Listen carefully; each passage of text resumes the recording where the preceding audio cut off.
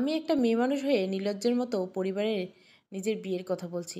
যথেষ্ট অপেক্ষা করছিলাম তাদের জন্য, কিন্তু কেউ মজার ছলে আমার বিয়ের উল্লেখও করতো না। আমি বলার পরে তারা বাধ্য হয়ে সম্বন্ধ দেখতে শুরু করেছিল। আমি অনেক বেশি খুশি ছিলাম, তবুও তো বিয়েটা হচ্ছে। ছল ছল চোখে মেহুল কথাগুলো শেষ হতে তার মনোযোগী শ্রোতা প্রশ্ন করলো, এত সাধনায় বিয়ে, অথচ বিয়ের আগের দিন পালালেন? একটু অদ্ভুত না? আপনি ভালো করে জানেন, বিয়ের বয়সে মেয়েরা তখনই বিয়ে করতে চায় না যখন বিয়েটা তার প্রিয় মানুষের সাথে হয় না, কিংবা কেরিয়ার নিয়ে কোনো চিন্তা থাকে। এছাড়া যে কোনো মেয়েরই বিয়ের জন্য প্রস্তুত থাকে। আমিও ছিলাম। আমারও কোনো প্রিয় মানুষ নেই, আবার কেরিয়ার নিয়েও মাথা ব্যথা নেই। কিন্তু সমস্যা কী হয়েছে আশা করি আপনিও জানেন। এতটাও পচে যায়নি যে পালানো ছাড়া উপায় কী ছিল। শব্দ করে হাসতে লাগলো ছেলেটা। আসলে সে জানে সবটা। সে জানবে না তো কে জানবে? মেহুলের বিয়েটা তো তার সাথেই ঠিক হয়েছিল। আপাতত দুজনে একসাথে ট্রেনে করে গন্তব্যহীনতায় ছুটছে, অথচ আগামীকাল তাদের বিয়ের তারিখ একটু পেছনে। বিয়ে করার খুশিতে মেহুল 1 মাস আগে হল ছাড়ার সিদ্ধান্ত নিয়েছিল। সব বন্ধুবান্ধবদের বিয়ের আগে ট্রিট দিয়েছিল। তার বিয়ের সম্বন্ধ চলছে বলে কথা। বেচারির জীবনে একটাই লক্ষ্য ছিল, যেটা হচ্ছে বিয়ে করা। সেটা যেখানে পূরণ হয়ে গেছে, সেখানে সবাইকে ট্রিট তো দিতেই হবে। কিছুটা অগোছালো আর পুরুষালি চলাফেরার জন্য ছেলেরা তার প্রতি কখনোই আকৃষ্ট হতো না। জীবনে একটা প্রেম অবধি করতে পারেনি। কোনো ছেলে তাকে আসলে মেয়ে বলে চিনতেই পারতো না। তার ব্যাচের সবাই তাকে বেটা ছাড়া কিছুই সম্বোধন করতো না। এসব নিয়ে তার ক্ষোভের শেষ নেই। এই যে 8-10টা মেয়ের মতো একটা মেয়ে, সেটা প্রমাণ করার অপেক্ষাতে দিন গুনে যাচ্ছিল। সবাইকে চ্যালেঞ্জ করতো বিয়ের পর তাকে যে কেউ এক পলক দেখবে বলে ফেলবে এটা ঘরের লক্ষ্মী লাজুক বউ, এবং প্রথম বিবাহবার্ষিকীতে সে বাচ্চাসহ উদযাপন করবে। এসব শুনলে তার বন্ধুবান্ধব হাসতে হাসতে লুটোপুটি খেত। বিয়েটির ইচ্ছেটা খুব আগের থেকেও ছিল না, কিন্তু যখন রাহুল তার প্রেম প্রস্তাব ফিরিয়ে দিয়েছিল আর বলেছিল প্রয়োজনে সে সারা জীবন একা মরবে, তবু মেহুলের সঙ্গী করার রুচি হবে না, তখন থেকে গত 2-2.5 বছর ধরে মেহুলের খুব ইচ্ছে এই ছন্নছাড়া জীবন থেকে বেরিয়ে আসবে। অন্য সবার মতো পরিপাটি রুচিশীল একটা মেয়ে হবে, কাজ করবে, সংসার করবে, সবাইকে জিনিসগুলো ভালোভাবে উপলব্ধি করাবে। সেও কোনো মেয়ের চেয়ে কোনো দিকে কম নয়, কিন্তু সেই সুযোগটা যেন তার জন্য বিয়েই ছিল। এছাড়া তার হঠাৎ পরিবর্তন তাকে উপহাস্য করে তুলবে। এদিকে বিয়েটা হচ্ছিল না তার। সে খুব করে শুধু নিজের বলে একটা মানুষ চাইতো। অবশেষে যখন সেই দিন চলে এলো, সব ছেড়ে বাড়ি চলে আসলো। সবাইকে আড়াল করে এই দিন নিজেকে গোছানো জরুরি তার। মেহুল পরিবারের সপ্তম সদস্য। তার কোনো ভাই নেই, সবার ছোট সে।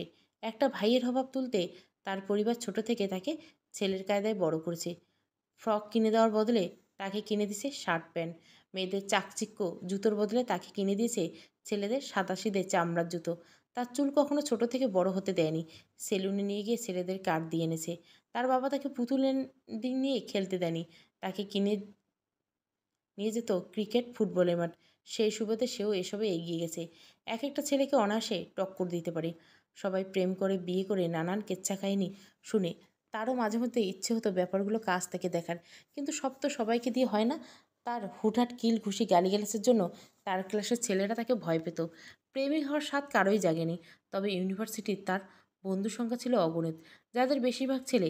মেহুল বাড়িতে আসার 2 সপ্তাহ পরে তাকে পাত্রপক্ষ দেখতে আসে।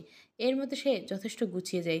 নিয়মিত পার্লারে যাতায়াত, কথাবার্তা, নম্রতা তার মধ্যে স্বইচ্ছা তাকে ফুটিয়ে তোলে। তাকে পাত্র এক দেখাতে পছন্দ করে ফেলে। তবে পাত্রকে সরাসরি সে দেখেনি। পাত্রসহ পাত্রের বাড়িঘর দেখেছে তার পরিবারের লোকজন। তারা বলেছে ছেলে দেখতে শুনতে খুব ভালো। সব শুনে তার আর আপত্তি রইল না। কিন্তু বিপত্তি ঘটল গায়ে হলুদের দিন। মেয়ের বেলা হঠাৎ তাকে পাত্র ফোন দিল, দিয়ে বলল, আপনি তো আমাকে সম্পূর্ণ অন্ধের মতো বিয়ে করতে যাচ্ছেন। বিয়ের আগে একবার কি আমাকে কি দেখার ইচ্ছে নেই? মেহের বলল, সেটা অবশ্যই আছে। আপনি সমস্যা না থাকলে আমাকে ছবি পাঠাতে পারেন। কিন্তু যখন ছবি পাঠালো, মেহুল দেখলো পাত্রের মাথা টাক। এটা বড় বিষয় ছিল না। যেটা বিষয় ছিল সেটা হচ্ছে, দেখতে তাকে 40 থেকে 45 বছরের বয়সী কোনো বৃদ্ধ মনে হচ্ছে। বিয়ের জন্য মেহুল পাগল হতে পারে, কিন্তু সে তো এতটাই পাগল না যে এমন বাবার বয়সী কাউকে বিয়ে করে জীবন শেষ করতে দিবে। জীবনে যা যা টিপ্পনি শুনেছে তা যে কয়েক গুণ বেড়ে যাবে তা সে টের পেয়ে গেছিল। সবাই সত্যিকারের অর্থে তাকে নিয়ে আরও হাসবে বলে শেষমেশ তাকে কোনো বুড়োর গলায় ঝোলাতে হয়েছে। পরিবারকে বলে কেউ সে বিয়ে করতে যাচ্ছে, তারা যে আসলে তার জন্য এমন কিছু রাখবে সেটা কল্পনাও করতে পারেনি। মেহুল তার 6 বোনের জামাইকে দেখেছে। সবাই 10-10 পাওয়ার ক্ষমতা রাখে। সেও তো দেখতে কম সুন্দরী না, শুধু চলাফেরাটাই অসুন্দর। এসব তো ধীরে ধীরে পরিবর্তন করেই ফেলতো। পরিবারের সবার উপর তার প্রচণ্ড জেদও কাজ করছিল।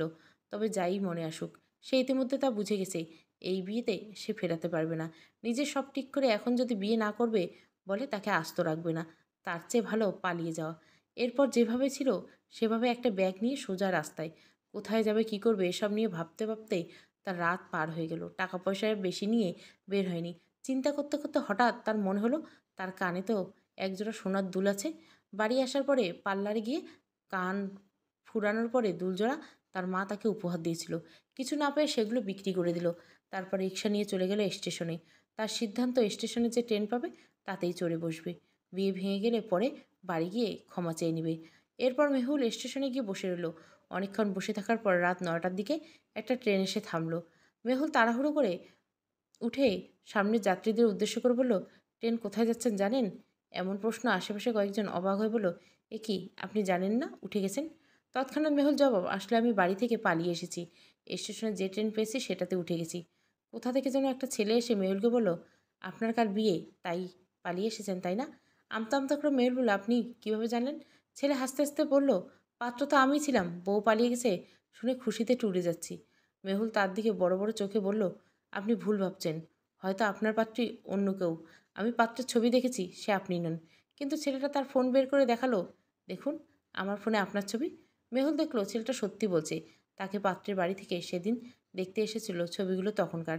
মেহুল এবার বুঝতে পারছে না তাহলে তাকে ওই ছবি কে পাঠিয়েছে। তার পরিবার তো তাকে একদণ্ড মিথ্যে বলেনি।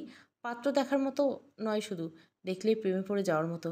কিন্তু মেহুলের পরে মনে হলো ছেলেটা বিয়ে ভেঙে যাওয়ায় অনেক খুশি, তার জন্য টুরে যাচ্ছে। হয়তো তাকে বিয়ে করতে কোনো কারণে আপত্তি ছিল, তাই এভাবে তাকে বিয়ে ভেঙে পালাতে বাধ্য করেছে। সে কিছু বলার আগে ছেলেটা বলল, আসুন, ওখানে একটা খালি সিট আছে, বসে গল্প করি। মেহুল গিয়ে বসলো। ছেলেটা বসে বলল, আমি উদয়, আপনি মেহুল। আমাদের বিয়ের কার্ডে সুন্দর করে লেখা আছে আগামী সোমবার উদয় মেহুলের শুভ বিবাহ। অথচ উদয় আর মেহুল সেদিন থাকবে না, হাহা। মেহুল কিছু না বলে তার দিকে তাকিয়েছে। উদয় হাসি বাদ দিয়ে সিরিয়াস ভঙ্গিতে বলল, তারপর বলুন কেন বিয়েটা করতে চাইলেন না? এমন প্রশ্নে এক প্রকার বিব্রত হলো মেহুল। বিয়ে নিয়ে তার বিশদ আগ্রহ শুনে উদয় বেশ মজা করে বলল, এসবের মধ্যে মেহুল বলে ফেলল, আপনি চাইলে আমরা কিন্তু ফিরে যেতে পারি, আমাদের বিয়েটা ভালোভাবে হতে পারে। মেহুলের এই কথা শোনার পরে উদয় এমনভাবে হাসতে লাগলো যেন মেহুল কোনো জোকস বলেছে। সে সিট ছেড়ে উঠে বলল, বিয়ে করবো না বলেই তো রফি মামার ছবি পাঠিয়েছিলাম, হাহা। আমি একটা ছেলে হয়ে আর একটা ছেলেকে তো বিয়ে করতে পারি না। শত হোক, আমি গিয়ে নই তো নই। আমি একটা ছেলে হয়ে আরেকটা ছেলেকে তো বিয়ে করতে পারি না। উদয়ের এই কথাটা মেহুলের মগজকে এমনভাবে ধাক্কা দিল, সে যে সাথে সাথে দুহাত মুষ্টিবদ্ধ করে নিজের চোখ বন্ধ করে ফেলল। এত বাজেভাবে তাকে তার কোনো শত্রু বলেনি। মেহুল কয়েক সেকেন্ড সেভাবে বসে থেকে তড়িঘড়ি করে উঠে যেতে, এখান থেকে চলে যেতে লাগলো। পেছন থেকে উদয় ডাকলো, রাগ করলেন নাকি? মেহুল হাতের মুষ্টি আরও শক্ত করল। এই মুহূর্তে সে শুধু রাগ না, প্রচণ্ড রকমের জেদ আর নিজের প্রতি ক্ষুব্ধ হয়ে আছে। তারই তো দোষ, কেন বিয়ের জন্য এত লাফালাফি করছিল? যেভাবে ছিল সেভাবে এক জীবন একা তো কাটিয়ে দেওয়া যেত। যেতে যেতে সে সামনে কয়েকটা বগি পার হয়ে একটা দরজার সামনে গেল। গিয়ে সম্পূর্ণ দরজা খুলে বাইরে তাকালো। ট্রেন থেকে রাতের দৃশ্য অদ্ভুত সুন্দর। মাঝে মাঝে গাছপালার কিছু দেখা যায় না, আবার মুহূর্তে সেটা পাল্টে খোলা আকাশের অর্ধচন্দ্রের আলো তারা ঝিকিমিকি চোখ ধিদিয়ে দেয়। রাতের ট্রেনে বেশিরভাগ দরজা জানলাগুলো বন্ধ থাকে। সবাই নিজেদের ছিটে গা এলিয়ে শুয়ে থাকে কিংবা ফোন টিপে। এদিকে খোলা দরজায় মেহুল কোথাও না না ধরে দরজার একদম কর্নারে দাঁড়িয়ে চিন্তা করছে বাড়ি চলে যাবে। এরপর ট্রেন যেই স্টেশনে থামুক, নেমে ফিরতি ট্রেন খুঁজে নেবে। বাড়ি গিয়ে সবার কাছে হাত জোর করে ক্ষমা চেয়ে প্রতিজ্ঞা করবে তার বিয়ে নিয়ে যেন কেউ কোনোদিন কথা না বলে। তার জীবন অপরিবর্তিত থাকুক। পরিবর্তনের আশায় জীবনে কাউকে জড়ানো তার বোকামি ছিল। এর শাস্তি কাউকে ভালোবাসতে গিয়েও পেয়েছে, এখন বিয়ে করতে গিয়েও। মেহুল উদয়ের কাছ থেকে নীরবে চলে এলেও কিছু প্রশ্ন তার মনে উঠে এসেছে। উদয় তাকে এভাবে ছেড়ে বলল কেন? অন্তত এই সময় এসে তাকে কেউ এভাবে বলতে পারবে? তবে কি তাকে আগের থেকে চিনত? তার চলাফেরা সম্পর্কে উদয় অবগত ছিল? মেহুল কপালের চুলগুলো মুঠো করে ধরে কিছুটা স্বস্তি পাওয়ার চেষ্টা করলো। হঠাৎ পাশ থেকে কিছু একটা মেহুলের অল্প বেরিয়ে থাকা কনুয়ে ঘর্ষণ খেল। মেহুল সেটার ঢাল সামলাতে না পেরে ছিটকে যাচ্ছিল। হাতলটা ধরা পড়ার আগেই পেছন থেকে কেউ একজন তাকে টেনে ধরে বলল, ম্যাম, আপনি এভাবে সুইসাইড করবেন না তো? আমার কথা শুনুন। মেহুল চোখ বড় বড় করে তাকিয়ে দেখলো তাকে একটা অপরিচিত ছেলে টেনে ধরে আছে। সে তাড়াতাড়ি হাত সরিয়ে বলল, না, এমন কিছু না। আমি দেখলাম তো। আর আপনি রাতের বেলা দরজা খোলার সাহস পেলেন কিভাবে? এখানকার কোনো কর্মকর্তা ব্যাপারটা দেখেনি। এখানে দাঁড়িয়ে থাকলে লাফ দিতে হবে না। জঙ্গলের ভেতর রামদা নিয়ে কাল্লাকাটার লোকেরা যেভাবে বসে থাকে, এক কোপে শরীর থেকে আলাদা করে দিবে। সেই মাথা তারা বিক্রি করে দিবেন। ভাবেন কি ভয়ঙ্কর? আচ্ছা, আপনি এটা জানেন না? মেহুল ভয়ে ভয়ে বলল, না, না, না। আচ্ছা, দরজা লাগিয়ে দিচ্ছি। শুনুন, মরে গেলে কেউ মনে রাখে না। বেঁচে থেকে সবার মনে থাকতে হয়। যান, সিটে গিয়ে বসুন। আমি বিনা সিটের টিকিট নিয়েছি, আমার কোনো সিট নেই। কিছু মনে না করলে আমার সাথে যেতে পারেন। আমি আর আমার মা একটা আস্ত কেবিন নিয়েছি। আমি আসলে ওয়াশরুমে যাওয়ার জন্য বের হচ্ছিলাম। তাহলে আপনি একটু অপেক্ষা করুন, আমি ওয়াশরুম থেকে আসছি। তারপর আপনাকে আমাদের কেবিনে নিয়ে যাব। মেহুল মাথা নাড়ল। কিন্তু যখনই ছেলেটা ওয়াশরুমে চলে গেল, মেহুল দ্রুত ওই জায়গা থেকে পালাতে লাগলো। না, না, এভাবে কোনো ছেলের পাল্লায় পড়া যাবে না। এরা ভালো মানুষ দেখিয়ে কখন তার কলিজা ছিদ্র করে দিবে তার ঠিক নাই। মেহুল এক বগির পর এক বগি পার হতে হতে একেবারে শেষ বগিতে গিয়ে থামলো। অনেকে এখানে 2 সিট নিয়ে বসে আছে, অথচ মেহুল স্টেশনের কাউন্টার থেকে একটা টিকিটও ম্যানেজ করতে পারেনি। মেহুল সর্বপিছনে গিয়ে ধীরে ধীরে ব্যাগটা রেখে মেঝেতে বসলো। গিয়ে সে লক্ষ্য করলো, কুনুই লক্ষ্য করে দেখলো সেখানটা ছুলে গেছে। ট্রেনের স্পিডের সাথে কোনো গাছের শক্ত ধারালের পাতা আঁচড়ে এমনটা হয়েছে। লোকটার প্রতি তার কৃতজ্ঞতা কাজ করলো। না থাকলেও পড়ে যেত। এদিকে তাকে এইভাবে মেঝেতে বসে থাকতে দেখে আশেপাশে থাকা কয়েকজন তার দিকে চোখে তাকাচ্ছে। মেহুল সেসবের কোনো প্রকার ভ্রুক্ষেপ করছে না। মেহুল ভাবছে ফোনটা খুলে তার মাকে একটা ফোন দিব, জানাবে সে সকালে বাড়ি আসছে।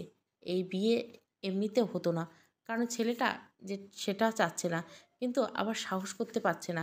একে তো কানের দুল বিক্রি করে দিয়েছে, আবার পালিয়ে সম্মান খুঁজছে। এদিকে তার ভেতরকার অবস্থা ক্ষতবিক্ষত। এই সময় তাকে তারা বকা ঝকা করলেও তার অনেক অভিমান হবে। একসাথে বাড়ি গিয়ে না হয় সব কিছু সহ্য করে নেবে। মেহুল ইউনিভার্সিটিতে কিভাবে ফিরে যাবে, এই লজ্জায় নিঃশেষ হয়ে যাচ্ছে। তার বন্ধুরা তাকে কত কত কথা শোনাবে, তার কোনো সীমান্ত নেই। তাদের সাথে অনেক বড় বড় কথা বলে এসেছে, ভাব করেছে, চ্যালেঞ্জ করেছে। সব শেষে যদি দেখে সেইভাবে ফিরে যাচ্ছে, তাহলে ইজ্জতভ্রষ্ট হওয়ার ছাড়া আর কি উপায়? তাছাড়া তাকে এমনিও কেউ সম্মান দেয় না। মেহুল ভাবছে সে ঠিকই ফিরে যাবে, কিন্তু সবার থেকে মুখ ফিরিয়ে নেবে। একদম একা হয়ে যাবে। কোনো টক্সিক মানুষ আশেপাশে নিজে রাখবে না। তার ভাবনার মধ্যে হঠাৎ ট্রেনের টিকিট ডেকে উঠল, ম্যাডাম, আপনি এখান থেকে উঠুন, আমাদের কাজ আছে। মেহুল চোখ উপড়ে তুলে তাকিয়ে রইল। টিটির পেছনে ওই ছেলেটা দাঁড়িয়েছে যে তাকে বাঁচিয়েছিল। টিটি বলল, আপনি চাইলে ওনার মার সাথে গিয়ে বসতে পারেন, ওনার পুরো কেবিন নেওয়া আছে। মেহুল ব্যাগটা নিয়ে উঠে দাঁড়িয়ে বলল, আচ্ছা চলুন। ছেলেটা আগে আগে যেতে লাগলো। মেহুল পেছন পেছন যেতে যেতে ভাবছে, ছেলেটা কে? অন্য কোনো মতলব নেই তো? এই ট্রেনে তো তাকে চেনে শুধু উদয়। কোনোভাবে তাকে বিপদে ফেলার চেষ্টা হচ্ছে না তো? এসব চিন্তা মাথায় এলো। মেহুল ভয় পেল না। মেহুল তো ভয় পাওয়ার মতো মেয়ে না। ছেলেটা পেছনে তাকিয়ে বলল, আমার নাম শোভন। তবে যাতায়াতে শোভনের চেয়ারে যাওয়ার অভ্যাস নেই, কিন্তু হাহা, কেবিনে নেওয়া হয়। মাকে ছাড়া কোথাও যায় না। আমার মা বেশি মানুষের মধ্য দিয়ে চলতে অস্বস্তি বোধ করেন। কেবিন বলে মেয়ে মানুষ হিসাবে আপনার ভয়ও লাগতে পারে।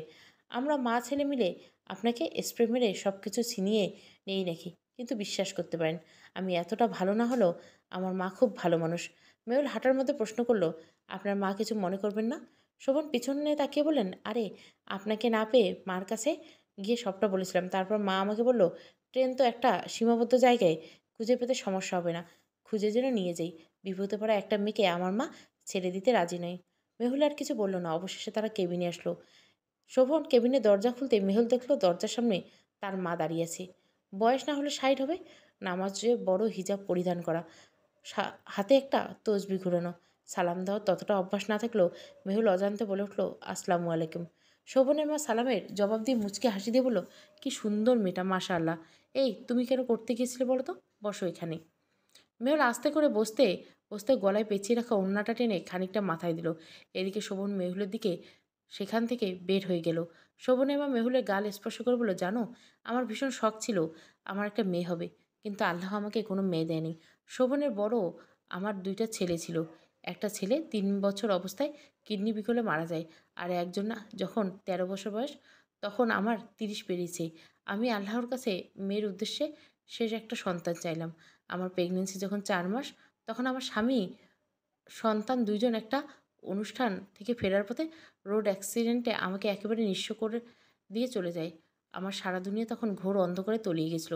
চোখে মুখে তো কোনো দিশে খুঁজে পেতাম না। বেঁচে থাকার ইচ্ছা হারিয়ে ফেলেছিল। কিন্তু নিজের সাথে আরেকটা প্রাণ বিসর্জন দিতে চাইনি বলে জীবনের সাথে যুদ্ধ করছি। আল্লাহর ইচ্ছে করে বলেছি, মেয়ের বদলে আবার ছেলে হয়েছে। আমার মেয়ে হলে সে তো পরের ঘরে চলে যাবে, তখন আমি আবার একা হয়ে যাব।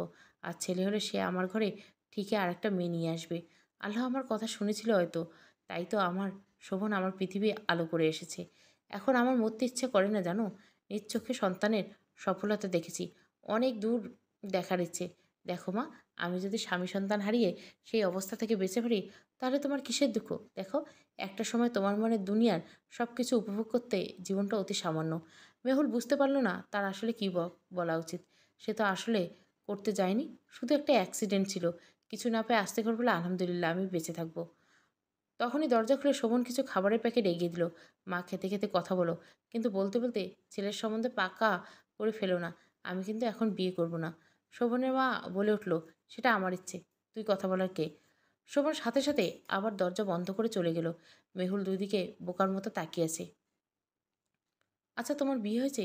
মেহুল নড়েচড়ে বসলো। না আন্টি, আসলে। মেহুল বিস্তারিত বলতে যাবে, তখনই শোভনের মা বলল, শোনো মা, তোমাকে একটা কথা বলি। আজকাল মানুষকে বিশ্বাস করাটা ভীষণ কঠিন। হারাম সম্পর্কে ডুবে থেকে তার থেকে সেরাটা আশা করা যায় না। সে কেবল কষ্ট দিবে, তার চেয়ে ভালো বিয়ে করে নাও। মেহুল বুঝতে পারছে না তারা মা ছেলে তার সম্পর্কে নিজেরাই কেন নিজেদের মতো বলছে।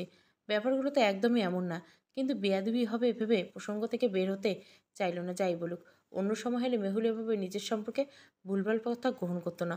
পাল্টা জবাব দিয়ে কিছু একটা দিয়ে সরে যেত। কিন্তু এখানে সে পারছে না।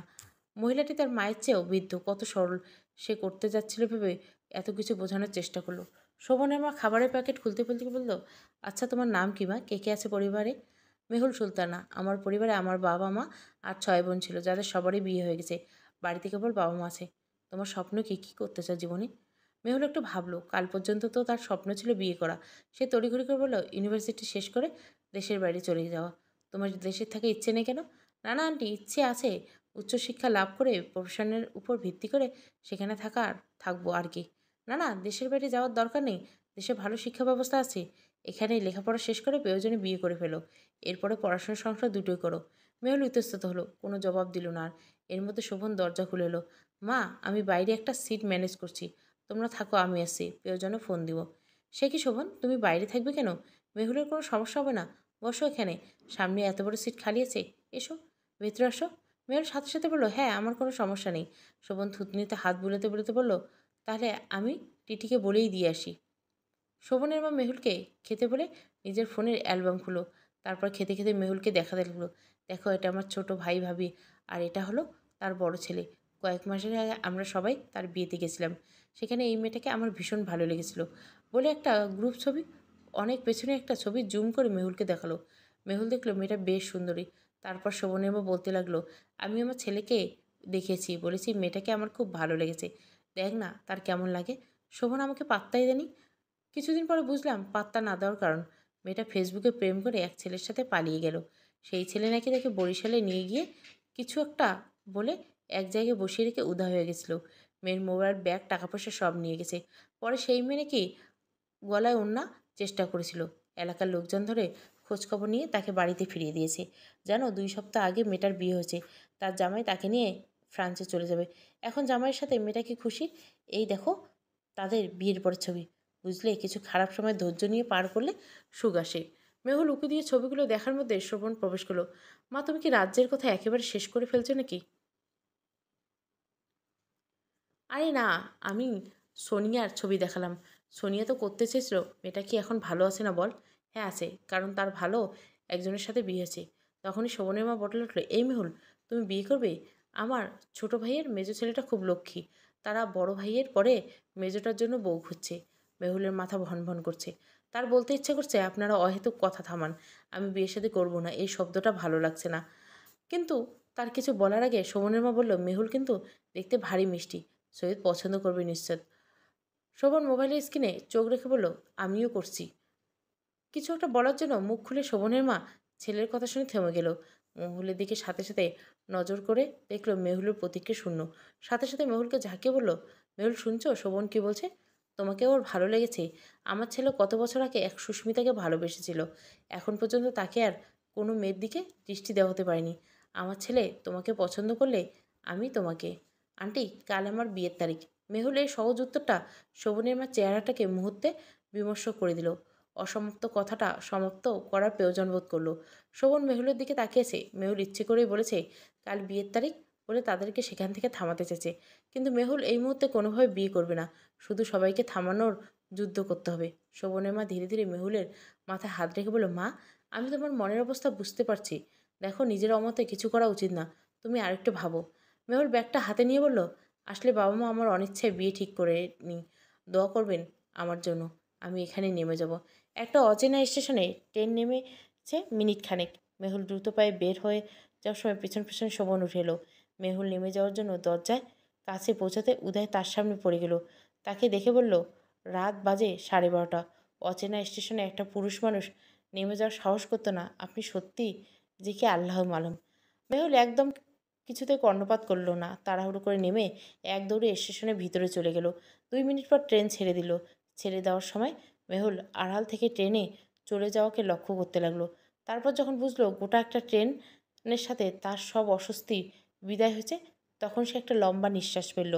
তারপর মেহুল ট্রেনের সময়সূচিতে নজর দিল। দেখলো ফিরে যাওয়ার জন্য একটা ট্রেন আছে, যেটা ভোর 4টায়। অন্যদিকে যেতেও তার 4-5 ঘন্টা লাগবে, যা আবার একটু রিস্কি। তাই সে ভেবে উঠতে পারছে না কী করবে। ট্রেনের আশেপাশে এখনও অনেক মানুষ, বসার জায়গায় অনেকে ঘুমিয়ে আছে। মেঝেতে অনেক পথশিশু কিংবা বাসস্থানীয় মানুষেরা ঘুমাচ্ছে। মেহুল ধীরে ধীরে তাদের কাছে গেল। দেখলেই মশার কামড়ে তারা অনেক নড়াচড়া করছে। মেহুল ব্যাগটা রেখে বসলো। এখানে 3 ঘন্টার মতো সময় তো না ঘুমিয়ে অনায়াসে কাটাতে পারে। তার বসাকে খেয়াল করে শুয়ে থেকে একজন মাথা তুলে বলল, আফা, এখানে থাকতে পারবেন? হোটেলে যানগা। মেহুল হেসে বলল, তোমরা সবসময় পারো, আমি তো একদিন পারবো না। মহিলাটি নিজের বাচ্চাদের দিকে নজর দিয়ে আবার শুতে শুতে বলল, আচ্ছা, পারলে থাকেন। মেহুল ব্যাগটা কোলে নিয়ে 2 হাত হাঁটুতে কপাল টেকে ভাবতে লাগলো, সেই 2টা মানুষ তার আচরণে কষ্ট পায়নি তো? তারা তো সর্বস্ব দিয়ে তার পাশে থাকতে চেয়েছিল। মানুষ যা চায় তা না পায় না, কিন্তু যা পায় তাকে অবহেলা করাটাও তো উচিত না। তার সারা জীবন কেউ তাকে এভাবে সুন্দর বলে অসাময়িকতা সাথে অভিভূত করেনি। হয়তো কখনো তার সৌন্দর্য কারো চোখে পড়েনি। তারা কি সত্যি মেহুলের জন্য মঙ্গল ছিল? আল্লাহর ইচ্ছেতে কিনা এই আকস্মিক পরিচয়। তারপর আবার নিজের এই ভাবনাটা পাল্টা, না, এসব ভেবে কী লাভ? সে তো এই মুহূর্তে জীবনকে আর পরিবর্তন করার কথা ভাববে না। এভাবে চালিয়ে নিবে যতদূর পারে। বিয়ে জিনিসটা তার জন্য নয়। হঠাৎ তার মাথায় কেউ হাত রাখলো। মেহুল সাথে সাথে মাথা তুলে দেখলো তার সামনে সেই মহিলা বসে আছে, পিছনে তার ছেলে। সে থতমত করে বলল, আপনার আপনারা? মাথা দেওয়ার হাতটা মেহুলের এলোমেলো চুলকে পেছনে সরাতে ব্যস্ত। মেহুল দেখল বৃদ্ধ মানুষটার চোখে পানি। মেহুল বুঝে উঠতে পারছে না তারা কখন কেন এভাবে নেমে গেল। দুজনে কেউ কিছু বলছে না বলে মেহুল আবার বলল, আপনারা তো এখানে নামার কথা ছিল না? থরথর কাঁপা গলায় শোভনের মা বলতে লাগলো, তোমার পেছন পেছন দরজার সামনে আমি আসার পর ওখানে একটা ছেলে হাসতে হাসতে শোভনকে বলেছিল, ভাই জানেন, আমার বাবা মা আস্ত একটা ব্যাটার সাথে আমার বিয়ে ঠিক করেছিল। রাত বেড়াতে যেভাবে চলাফেরা করে, মনে হয় না আশেপাশের কোনো ছেলেমেয়ের সাথে শোয়া বাদ আছে। তার উপর আজকে আমার কপালটাই খারাপ। বারবার এর সামনে দেখছি। দেখেন মধ্যরাতে কিভাবে নেমে গেল আবার। আরও কী কী যেন বলেছিল। আর কিছু না শুনে তখনই আমার ছেলেকে বললাম, আমি নেমে যাচ্ছি, তুই ব্যাগ দুটো নিয়ে তাড়াতাড়ি নাম। বলে শোভনের মা মেহুলের চোখ বেয়ে আসা পানিকে ঠোঁট পর্যন্ত পৌঁছানোর আগে আঁচল দিয়ে মুছে দিল। মেহুল কাঁদতে কাঁদতে বলল, এসব শুনেও তাহলে কেন নামলেন? কারণ আমি এই বেটা সম্মোহিত মানুষটাকে নিজ হাতে আমার মেয়ে বানাবো। ওখানে আমি এত কিছু করলাম, তুমি একবারও আমার কথাকে আটকালে না, বললে না যে আমি সঠিক আন্দাজ করিনি। তার উপর শেষ পর্যন্ত বলে এলে তোমার কাল বিয়ে। আরে মা, বিয়ে কিভাবে হয়? বড়িতে নেই। কেন জেদ করো? আমার ছেলে খুব ভালো, বিশ্বাস করো। সে তার মাকে ছাড়া তার একটা সিঙ্গেল ছুটিও কাটায় না। সে তার বউকে কেমন রাখবে বুঝতে পারো? সে তোমায় অনেক পছন্দ করে। তুমি যদি রাজি হও, আমরা দুজনে তোমার সাথে তোমার বাড়ি যাচ্ছি। কালকে তোমাদের বিয়ের তারিখে বিয়ে হবে, কিন্তু সেটা আমার ছেলের সাথে হবে। মেহুল কেবল কাঁদছে। অন্তত এই মানুষটাকে ফিরিয়ে দেওয়ার সাধ্য তার নেই। আল্লাহ উত্তম কিছু পাইয়ে দিতে বহু উছিলা করেন। যা আশা করা যায় না, ভাবা যায় না, কল্পনা আসে না। দুনিয়ার সব কিছু ভুল কিছুর বিকল্প থাকে। এই যে যা ভুল হওয়ার ছিল তা পাল্টে কয়েক ঘন্টার ব্যবধানে তার বিকল্পে সঠিকটা উপস্থিত হলো।